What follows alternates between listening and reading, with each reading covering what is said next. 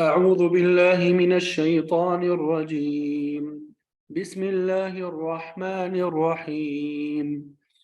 وكتبنا له في الألواح من كل شيء موعظة وتفصيلا لكل شيء فخذها بقوة وأمر قومك يأخذوا بأحسنها سأريكم دار الفاسقين.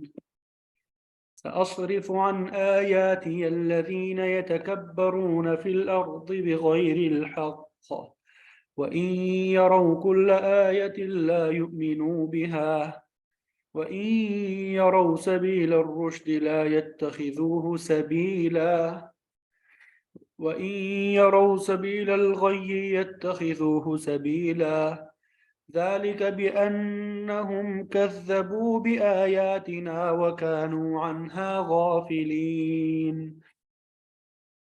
والذين كذبوا بآياتنا ولقاء الآخرة حبطت أعمالهم هل يجزون إلا ما كانوا يعملون.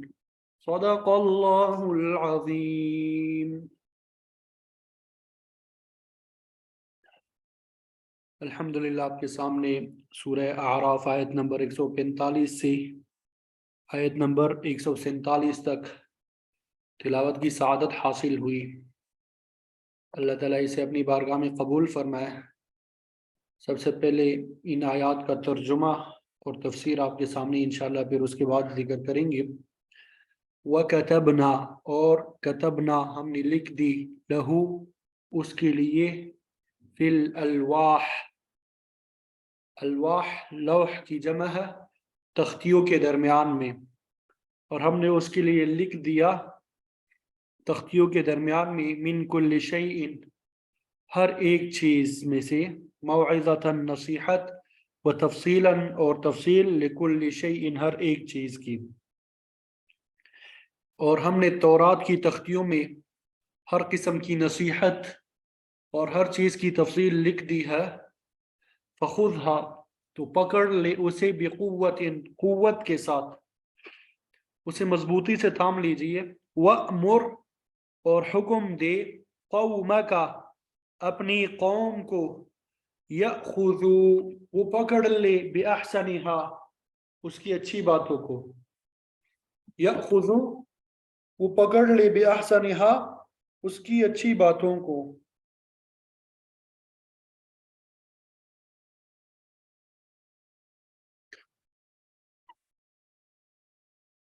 فَخُذْهَا بِقُوَّةٍ وَأْمُرْ قَوْمَكَ يَأْخُذُوا بِأَحْسَنِهَا تو آپ اسے مضبوطی سے تھام لیجئے اور اپنی قوم کو بھی حکم دیجئے کہ وہ اس کی عمدہ باتوں کو تھام لے۔ سَأُرِيكُمْ عن قریب میں تمہیں دکھاؤں گا، سَأُرِيكُمْ عن قریب میں تمہیں دکھاؤں گا دار الفاسقین نافرمانوں کا گھر، دار الفاسقین نافرمانوں کا گھر۔ سَأَصْرِفُ عن قریب میں پھیر دوں گا عن آیاتی الذین اپنی آیتوں سے، عن قریب میں اپنی آیتوں سے پھیر دوں گا الذین ان لوگوں کو جو یتکبرون تکبر کرتے ہیں، فی الارض زمین میں، بغیر الحق بغیر حق کے، ناحق طریقے سے، یعنی عن قریب میں اپنی آیتوں سے ان لوگوں کو پھیر دوں گا جو زمین میں ناحق تکبر کرتے ہیں۔ وَإِن يَرَوْا اور اگر يَرَوْا وہ دیکھ لے كُلَّ آیَةٍ ہر نشانی کو، لا يُؤْمِنُوا وہ ایمان نہیں لائیں گے بہا اس پر، یعنی اگر وہ ساری نشانیاں بھی دیکھ لے تب بھی ایمان نہ لائیں گے، ایمان نہیں لائیں گے۔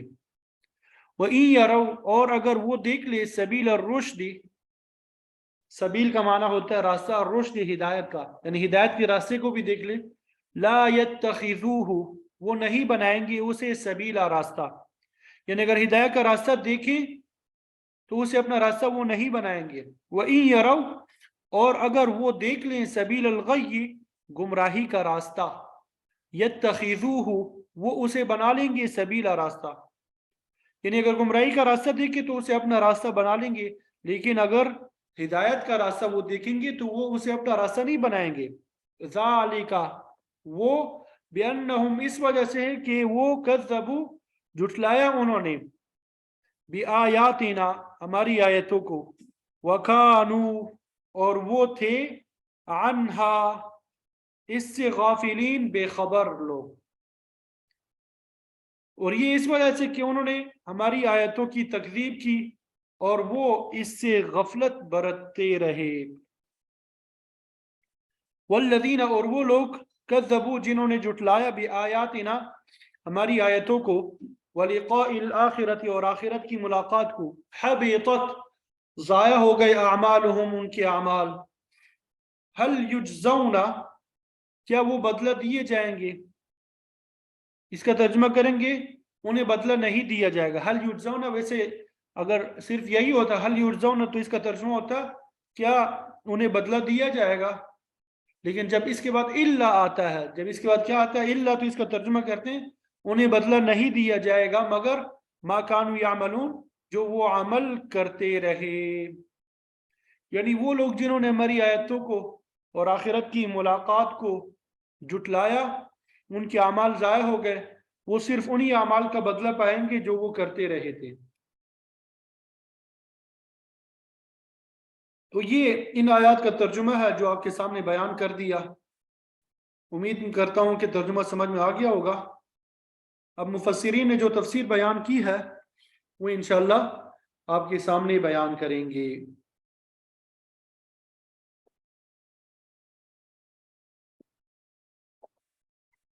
اللہ اکبر کبیرہ.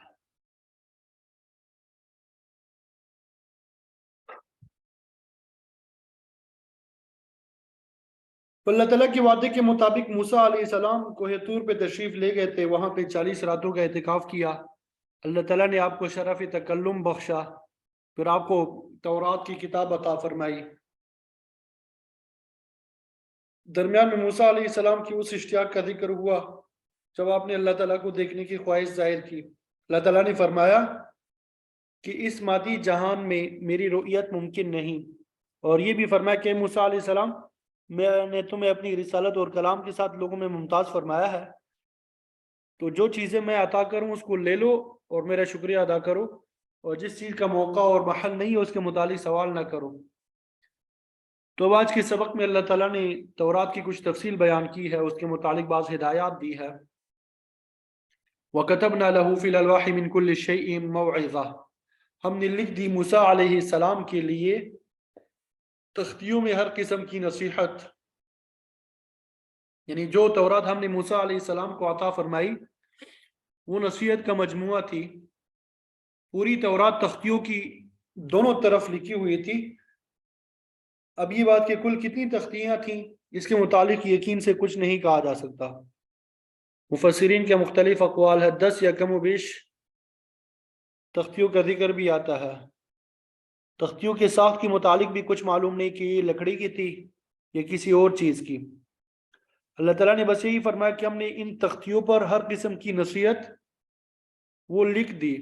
اور نصیحت سے مراد وہ باتیں ہیں جن کو سن کر انسان کے عقائد کی اصلاح ہوتی ہے, عمل کی قوت بڑھتی ہے, کوتاہیاں دور ہوتی ہے. تو نصیحت جو ہے تمام آسمانی کتابوں کا موضوع ہے. وعظ اور نصیحت یہ اعلیٰ درجے کی چیز ہے لیکن بعض لوگ اسے محض ثواب کی نیت سے سنتے ہیں کہ کوئی اچھی بات سن لی تو اس سے ثواب حاصل ہو جائے گا. ایسا نہیں ہے بلکہ یہ تو اصلاح کا پروگرام ہے جس پر عمل کرنے سے ہی انسان کو فائدہ پہنچ سکتا ہے.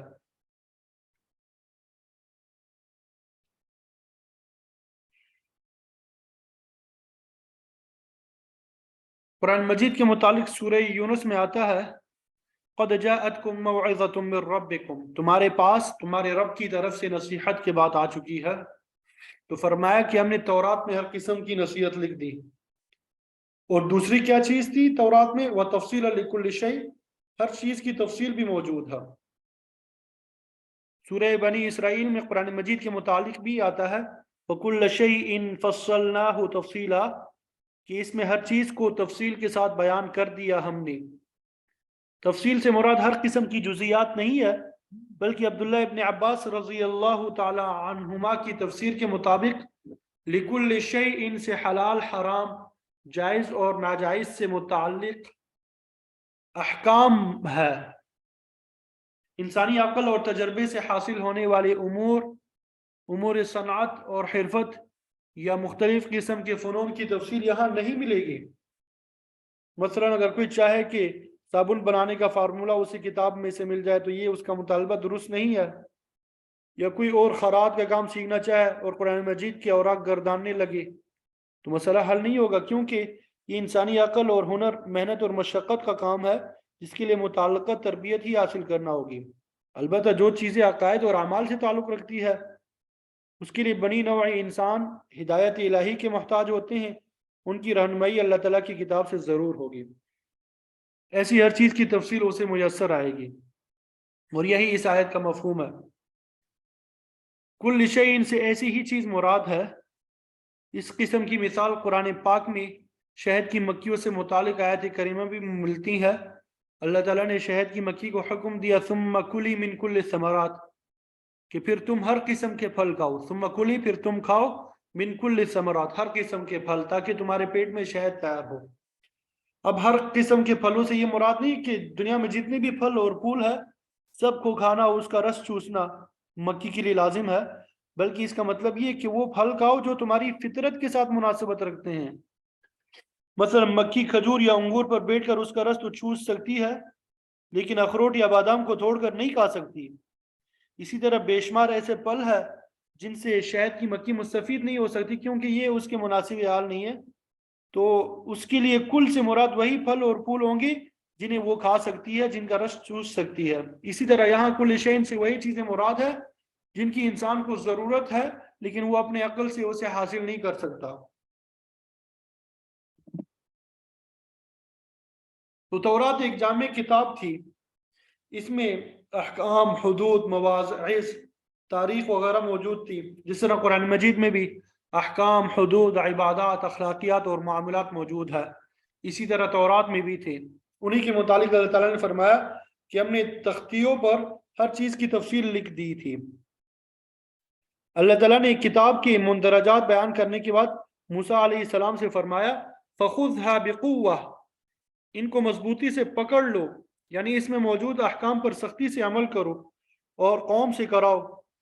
مطلب یہ کہ ان احکام کو دل جمعی سے پکڑیں، دل کی محبت اور توجہ کے ساتھ انہیں سیکھیں، سکھائیں، ان پر عمل کریں۔ اگر ایسا کرو گے تو راسخ ہو جاؤ گے اور اس کا تمہیں فائدہ ہوگا، اور اگر یہ چیز پیدا نہ ہو سکی تو کتاب سے تعلق پختہ نہ ہوگا، انسانی معاشرے میں اسے رائج نہیں کیا جا سکے گا۔ قرآن مجید اور دیگر آسمانی کتابوں کے متعلق بھی یہی حکم ہے۔ اور پھر فرمایا وَأْمُرْ قَوْمَكَ يَأْخُذُوا بِأَحْسَنِهَا، اے موسیٰ علیہ السلام اپنی قوم کو حکم دے کہ وہ اس کتاب کی اچھی باتوں کو لے لیں۔ احسن اس میں تفضیل کا صیغہ ہے، آسمانی کتابیں وہ ساری کی ساری احسن ہی ہوتی ہے، تو پھر صرف اچھی چیزیں لینے کا کیا مطلب ہے؟ کیا اس میں کوئی ایسی چیز بھی ہے جو اچھی نہیں ہے؟ مفسرین فرماتے ہیں کہ یہاں پر احسن کا صیغہ ہی مناسب حال ہے، کیونکہ احکام دو قسم کے ہوتے ہیں، بعض احکام عزیمت سے تعلق رکھتے ہیں اور بعض کا تعلق رخصت سے ہوتا ہے۔ عزیمت والے احکام درجہ اول کے احکام ہوتے ہیں اور رخصت دوسرے درجے میں آتی ہے۔ جب کوئی شخص عزیمت والے احکام پر بوجوہ عمل کرنے سے قاصر ہوتا ہے تو اسے رخصت کی اجازت ہوتی ہے۔ مثلا کوئی آدمی تکلیف کی وجہ سے رمضان میں روزے نہیں رکھ سکتا تو اسے افطار کرنے کی رخصت ہے، وہ بعد میں قضا کر لے گا، اور اگر بڑھاپے یا لمبی بیماری کی وجہ سے روزہ رکھنے کی صلاحیت واپس آنے کا امکان نظر نہیں آتا تو ایسا شخص روزے کے بدلے میں فدیہ بھی دے سکتا ہے۔ تو گویا روزہ رکھنا عزیمت کا کام ہے، قضا کرنا یا فدیہ ادا کر دینا یہ رخصت ہے۔ تو یہاں پر احسن سے مراد یہ ہے کہ عزیمت کے کام کرو۔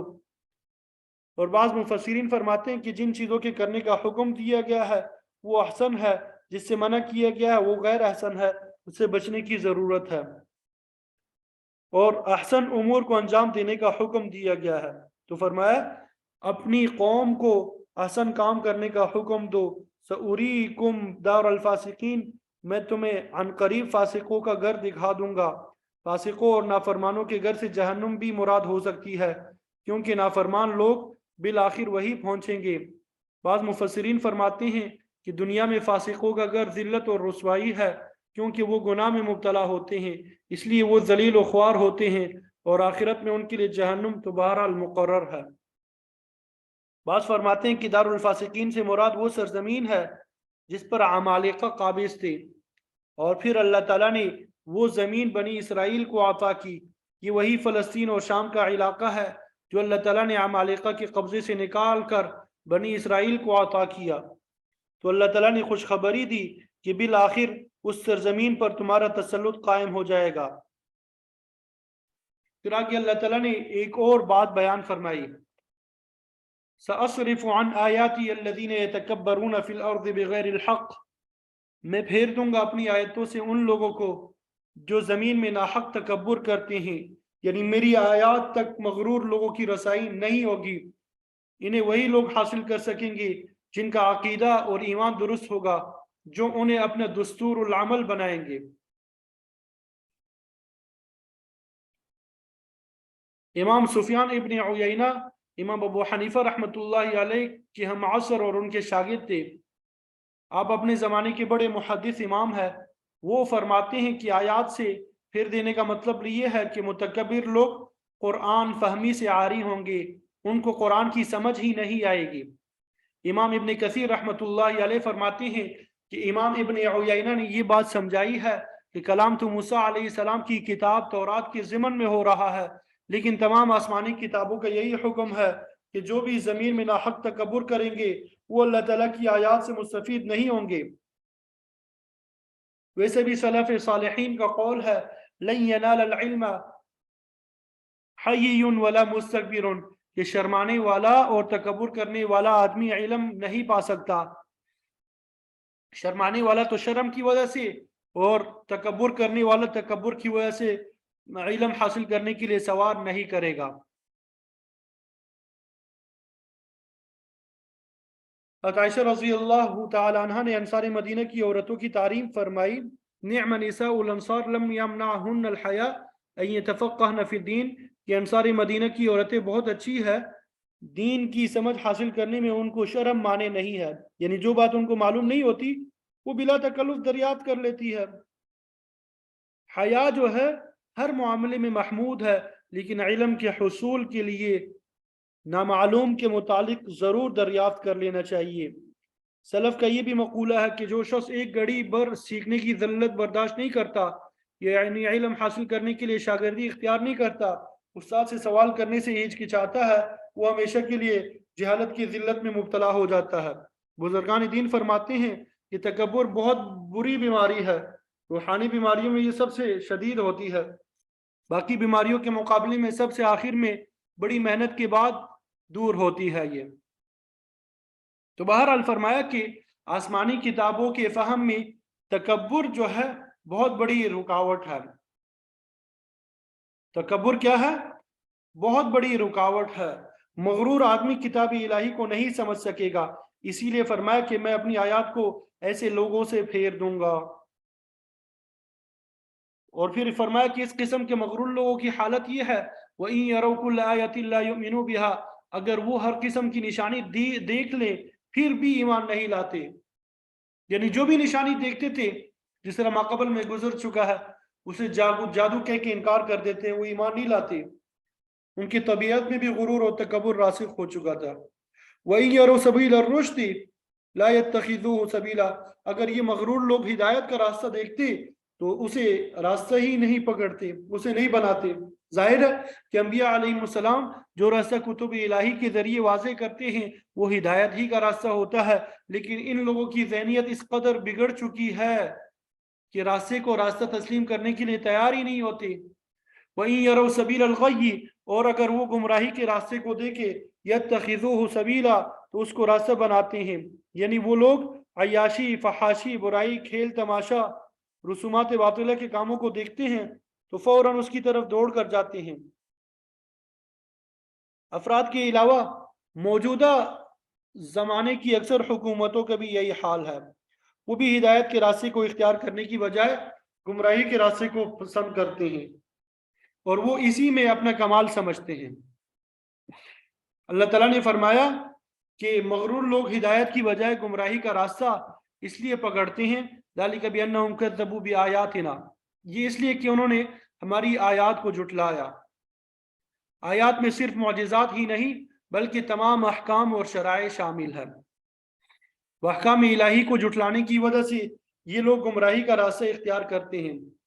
فرمایا اس کی دوسری وجہ یہ ہے وَكَانُوا عَنْهَا غَافِلِينَ کہ ان لوگوں نے آیات الہی سے بالکل غفلت برتی، یعنی اس طرف توجہ ہی نہیں کی۔